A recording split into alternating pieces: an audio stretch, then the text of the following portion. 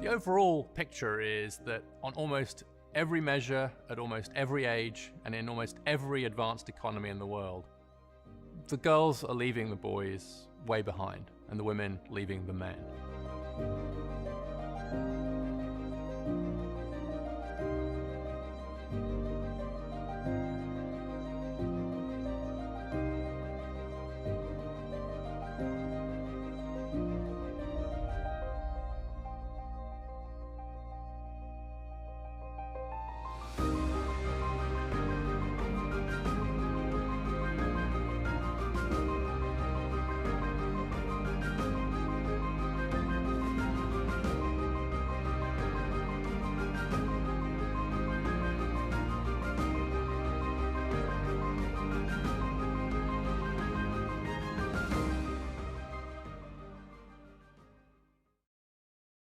Good morning and welcome to Washington Post Live. I'm Jonathan Capehart, Associate Editor at the Washington Post and host of the Capehart Podcast. Well, concerns about masculinity and the American male has increasingly become an interesting and fraught part of societal and political discourse.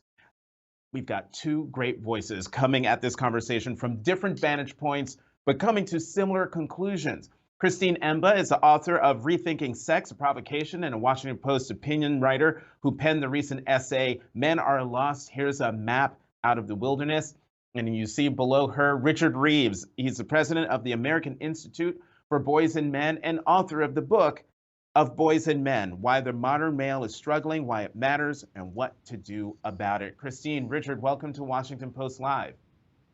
Thank you. Thank you so much for having us. I'm really looking forward to this conversation with both of you, because as I said, you're both coming at this really interesting conversation from different vantage points. Christy, let me start with you. In your opinions essay, you took a closer look at the changing narrative around masculinity as revealed through your research. What does the modern man look like, and what does society expect of him? So that's the real question. The modern man looks confused. In my research, I talked to young men around the country, really, and sort of asked them what they thought it meant to be a man in this day and age, and whether being a man had become harder over time. And so many of them said that, yes, it had become harder because they no longer knew exactly what their place was in the world. In a really personal sense. You know, they'd been brought up with at least some masculine ideals of being the provider, perhaps being a man in the house, taking the lead in some ways. And yet they saw their female friends and classmates surging ahead. You know, when it comes to college education, for example, there are only 74 men getting college degrees for every 100 women. When they used to rely on sort of strength and physical prowess and be able to depend on that in the workforce, they're realizing that soft skills are sort of what is looked for in the new economy. There's no longer really the possibility of sort of getting a male factory job and providing for a whole family for the rest of your life. And then they were missing role models, really missing role models. And this was the thing that I found most alarming. Many of them said that they didn't necessarily have father figures in their lives or men that they really looked up to, or that the adults in their lives felt nervous about prescribing any particular model of masculinity and just sort of said, well, go be a good person, which wasn't enough instruction for them. So they were turning to these influencers like Jordan Peterson or Andrew Tate, who were providing, if not a good path, at least a very clear one. Mm-hmm. And to your point about lacking role models, I think one of the first people you talked to was like a postdoctoral student or professor in a tweed jacket who had younger folks coming to him looking for advice, and he was like, "Why?" He was confused, like, "Why me?" But Richard, you have three boys of your own. You dedicate your book to them. One of the opening lines in your book is that you are worried about the boys. Two questions: why, and have the conversations you've had with your own sons fed that worry? Yes, and Christine's already set out some of the statistics that I think are also covered very well in her essay. I want to say I think her essay is an incredibly important moment in this debate. I think it could be seen as something of a landmark, frankly, given kind of who and where it's coming from. And what was happening to me was that in my day job as a public policy wonk, I was seeing these stats, including in education, but also the decline in male earnings, the surge in youth male suicide, the much higher death rates of men from COVID, etc., etc. And what I felt was, and then I'm talking to my sons about their own experience in education, in the dating market, and so on, and realizing there was a real disconnect between their experience of what it was like to try and figure out how to be male today, and the narratives around them. And as Christine said, in both directions. On the one hand, there's a narrative which is, well, don't worry about being masculine, or gender doesn't matter anymore, or just get rid of the toxic bit. If you wouldn't mind, could you just like an appendectomy almost, just like take that bit out and you'll be good. But on the other hand, and they were all in one way or another intrigued by this other group of men who Christine calls the manfluencers, who are just saying, yeah, here's how to be a man, and it's how we've always been men. And so they felt trapped between a world where one side, and this would be more typically a progressive side, was almost turning its back on or ignoring the problems of boys and men or dismissing them. And on the other hand, a bunch of guys who came along with a prescription that effectively amounts to turning back the clock, and not least turning back the clock on women. And most young men aren't satisfied with either of those answers. And so the starting point is there a question here based in data that is worth answering? And the clear answer to that is yes. And then the question becomes, who's answering it and what are the answers? I have so many questions that I want to ask as my next question. I don't know which one to start with. So what I want to do is to get each of you to respond to what the other has written. So Christine, let me get you to react to something that is in Richard's book. He writes, what is needed is a positive vision of masculinity that is compatible with gender equality. We must help men adapt to the dramatic changes of recent decades without asking them to stop being men. We need a pro-social masculinity for a post-feminist world, and we need it soon. I think that's exactly right. I think he's totally on point. And in fact, that's why I ended up talking directly to Richard for my own piece. Right. I think this is the conflict that we see in these sort of models, and I'm using quotes because they're not really very good models that are being offered by the men who are offering something today. When you see someone like Andrew Tate, say, who was just interviewed by Tucker Carlson, and then Elon Musk, who is quite publicly struggling with his masculinity right now, retweeted it just this morning. You think maybe they're watching this live. You see a model for masculinity, but it is totally amoral. It is, in fact, antisocial. Andrew Tate talks about, slapping women around, only getting money for himself and his friends. He has a famous line where he says that if he saw a man, falling to the ground because he's had a heart attack, he wouldn't give him CPR because he only gives CPR to hot females. It's like a totally self-centered, selfish version of masculinity that, yeah, it's the opposite of pro-social. And this is what young men are getting today.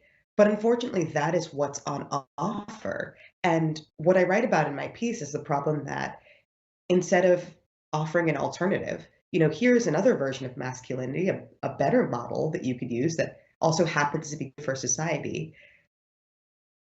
Left seem unwilling to even acknowledge that masculinity is a thing.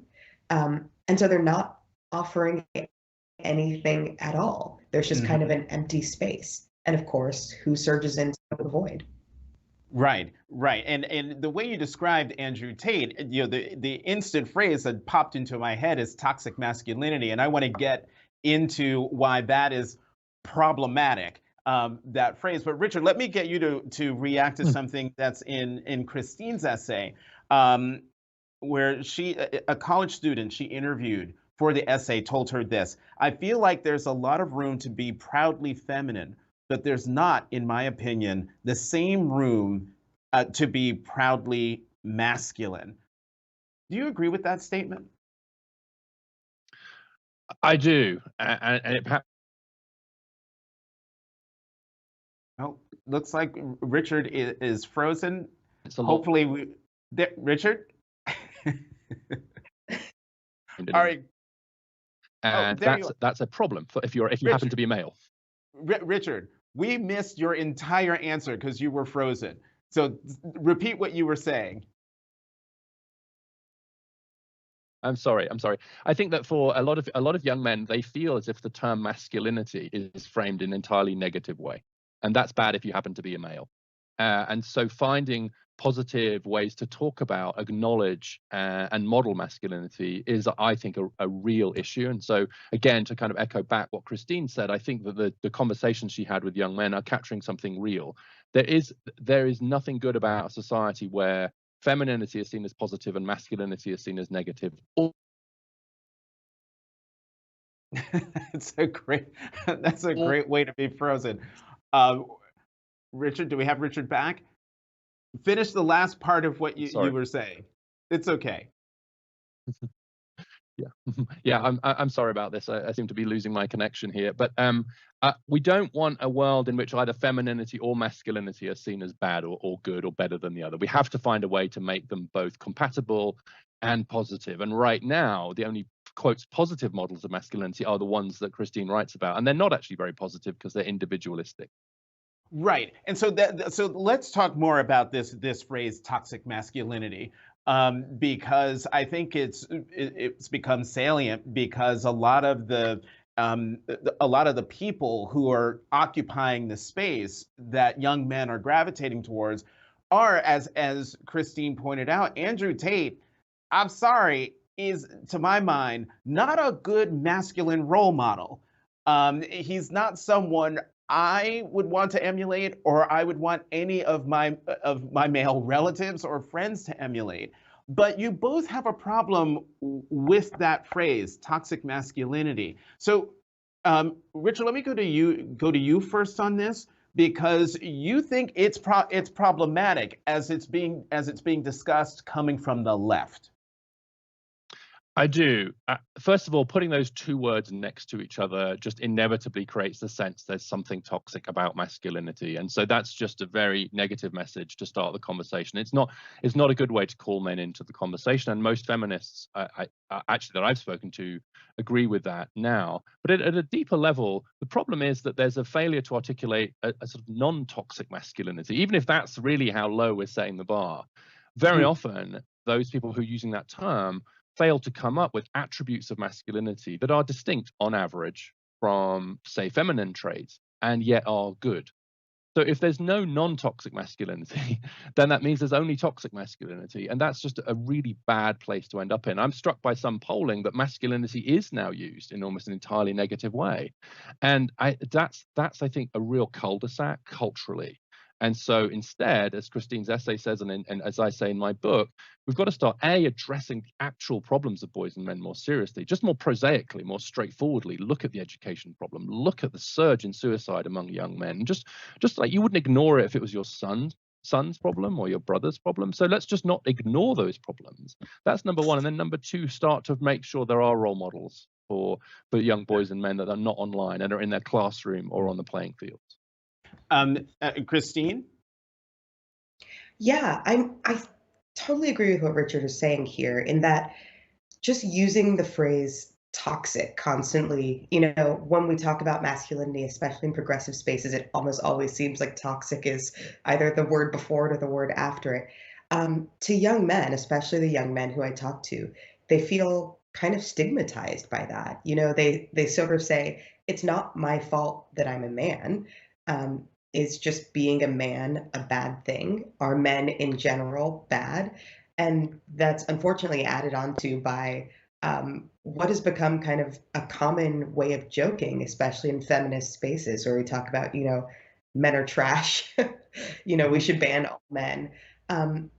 That first, it causes a feeling of, I think, actually deserve it, hurt.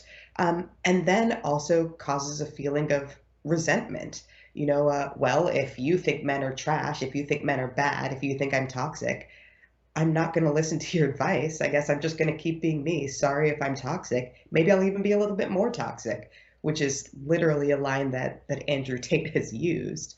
Um, so I think that if we want to talk about solutions for men, we also have to make them feel invited into the conversation, not just stigmatized for existing, frankly. hmm And also, as you were speaking, Christine, some men might decide to be, well, I'll be a little more toxic, or as we're seeing, men just withdraw.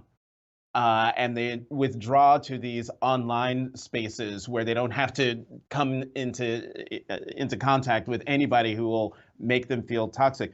I want to go to this audience question from a man named Ronald Levant from Ohio, who just happens to be the former president of the American Psychological Association. But we found that on our own through our own sleuthing. But here's what he asked: to what extent do you think boys and men's problems today are the result of adherence to outmoded and restrictive masculine norms?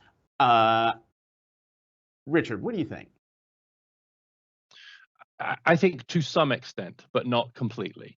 And the question actually gets to this whole issue of the extent to which we're blaming masculinity for the problems of boys and men, in this case, the outmoded version. And there's a good part of this story, which is, look, if old-fashioned masculinity meant, not being able to be emotionally available, not seeking help for your healthcare, the stoicism that the APA actually talked about in its own guidance, can that be a problem for men's health and men's social connection? For sure. But on the other hand, there are aspects of masculinity which are distinctly male on average, which are around more physicality, more competitiveness, etc. And if those need to be channeled in a kind of positive direction, rather than framing this in such a way as if we could just get rid of this old masculinity would be great, unless we replace it with something much more positive. So I think there's some truth to the fact that these old models of masculinity have hurt men as well, but that doesn't mean we should just abandon them and not replace them.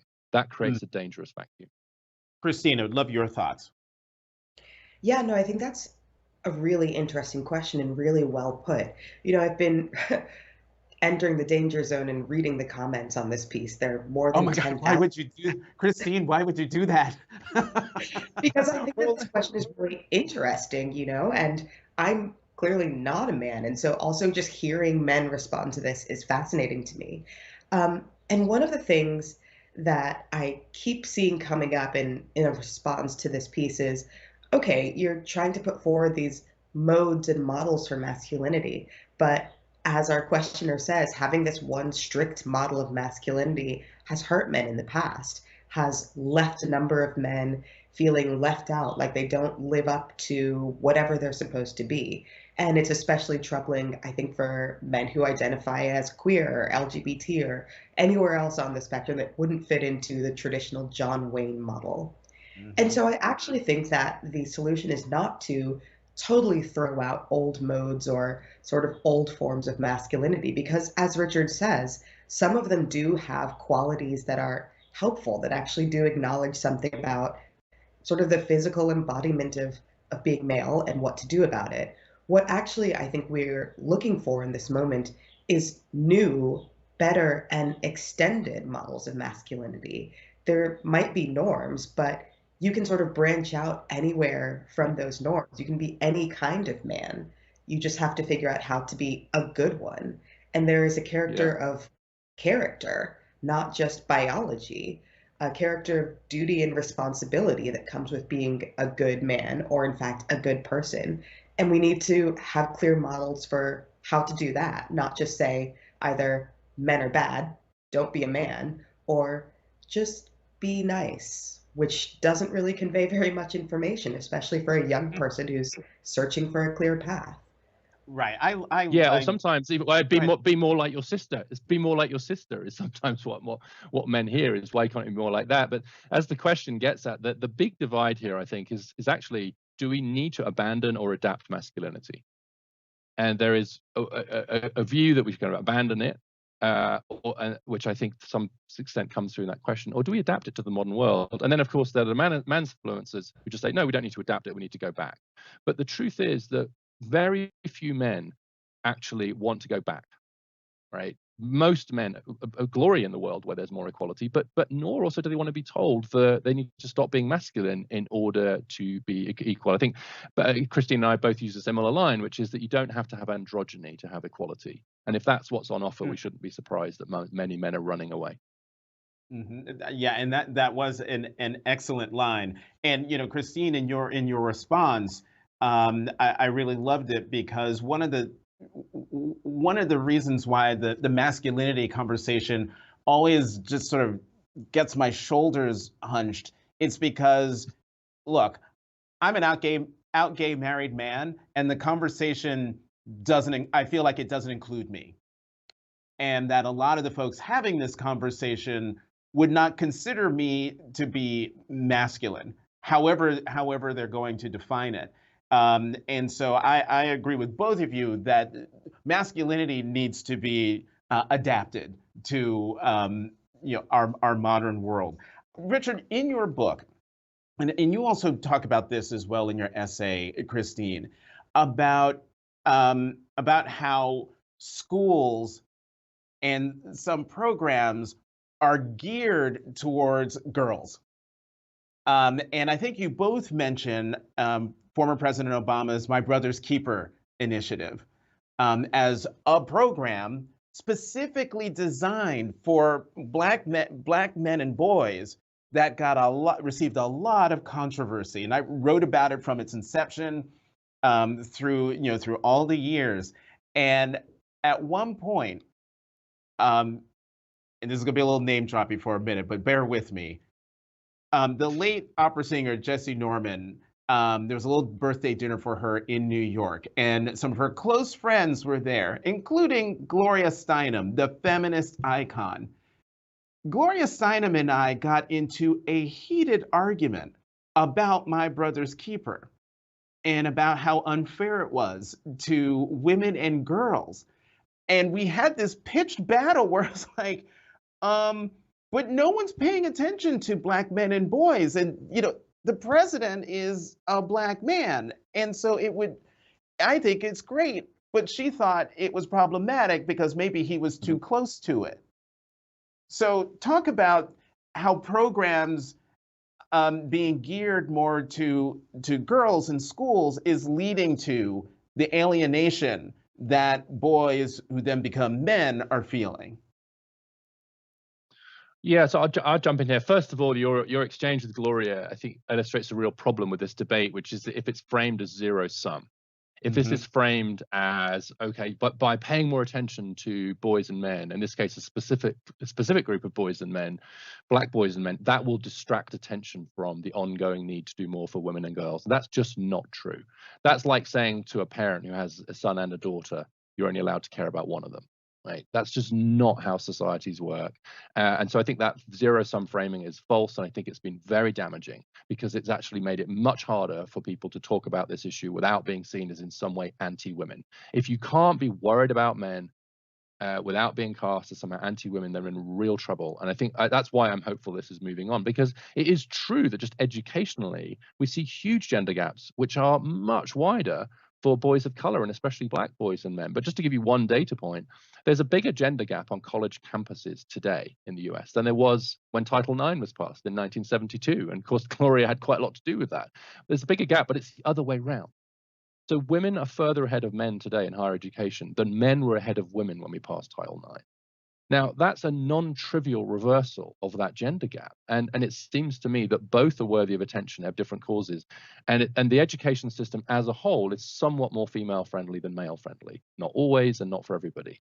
That's a policy issue that we should take seriously. And certainly we shouldn't be relaxed about the fact that there are fewer and fewer male teachers in our classrooms with every passing year without anybody seeming to want to do anything about that. There's 23% of our teachers now are male. That's 33% only a couple of decades ago. If we really worried about boys, then why are we just emptying our classrooms of male teachers and not apparently doing anything about that? That's a very practical issue, I know, but it seems to me that that's where we need to move this debate. Christine, love your thoughts on this as well, of course. Yeah, no, it it is an interesting question because I also I feel Gloria's tension, and I sort of talk about it in my essay. There is, I think, a real fear among progressives, among feminists who have worked so hard for the women's movement, so hard to garner some attention for women's issues that, we aren't done yet. As we saw in the COVID-19 pandemic, when women were beginning to drop out of the workforce en masse, the gains for women have been fragile. And there's a fear that, okay, if we turn away from that question and just start focusing on men now, we're going to forget about women again. And then there's a sort of resentment, I think, too. Men have been in charge in some sense for hundreds, nay, thousands of years. Are we really going to totally shift our focus and get upset because men are sad that their, female friends in school finally? Really that we need to focus on. But, I say in my piece that men and women depend on each other. The sexes rise and fall together. If men are, as one woman put it, in their flop era, then women are going to be upset too.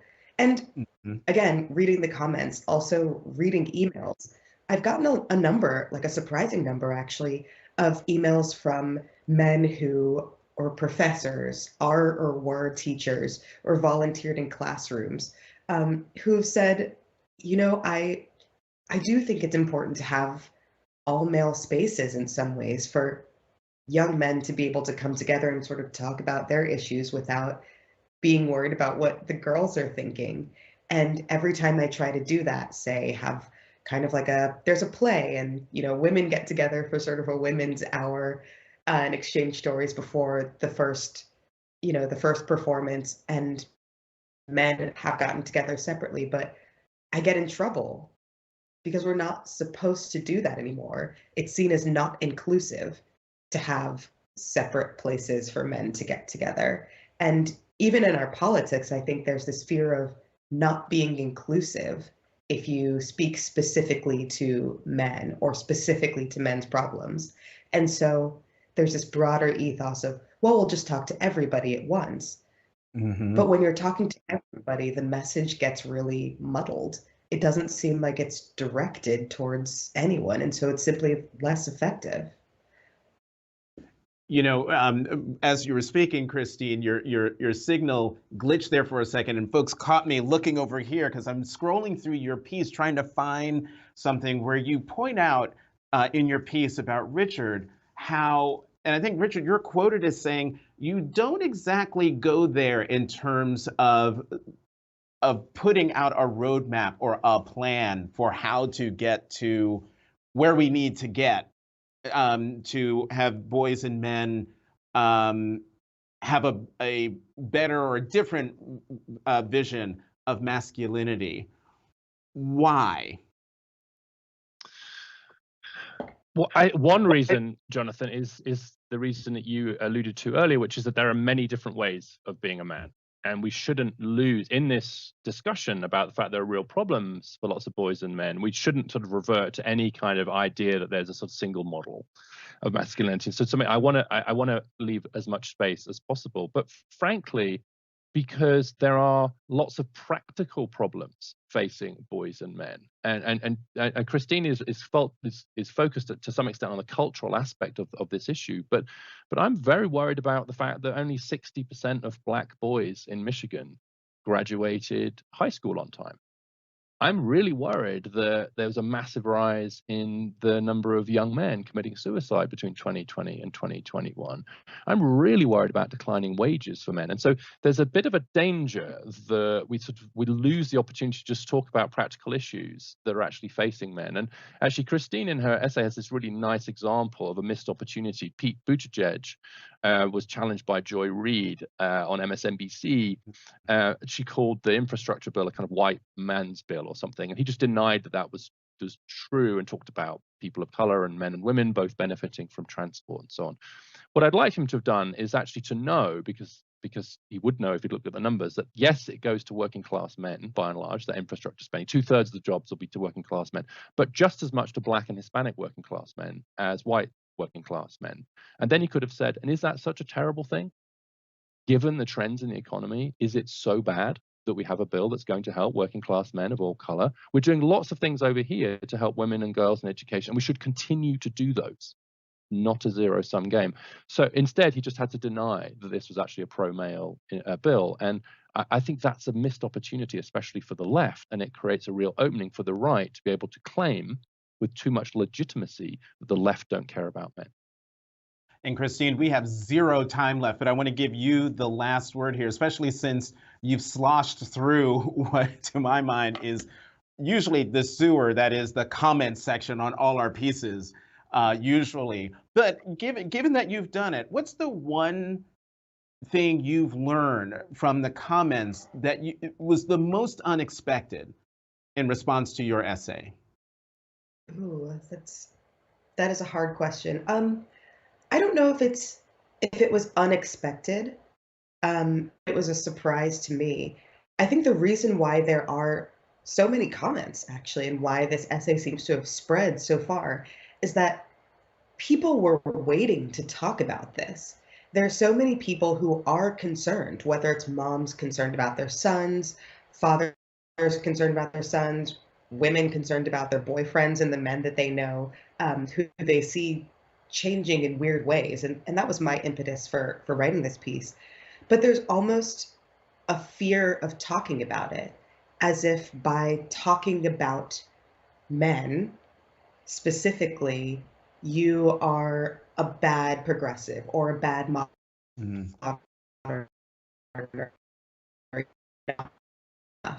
so people have just kept to themselves. Having a space to have this conversation seems really, really key. And actually, one more thing I would say. Yeah. There is some, again, pushback towards the old ideal of masculinity that says men have responsibilities, men are called to do something. There's this idea that, like, well, we shouldn't force anyone to do anything, actually. People should just do what they want. But in the comments, in the responses I've been getting, so many men are actually saying, no, I want you to tell me what to do. I want you to give me a job. I want to be called to something. I want something to aspire towards. It's not that men want to retreat or want to do less or even feel oppressed by some of the expectations that they've been given. It's that it seems that they don't feel like they have the space to fulfill them in a way, that they don't actually feel called to something higher than themselves. And I think all of us want that. All of us want to be called to be better than who we are, to have something that we're moving towards. And that feels like something that's been lost, but is really important.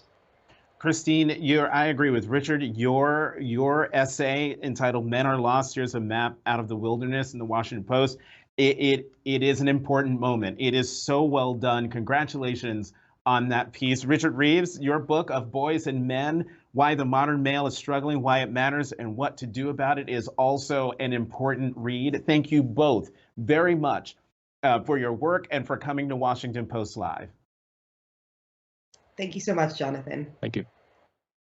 And thank you for joining us and staying a little bit over time. To check out what interviews we have coming up, please head to WashingtonPostLive.com.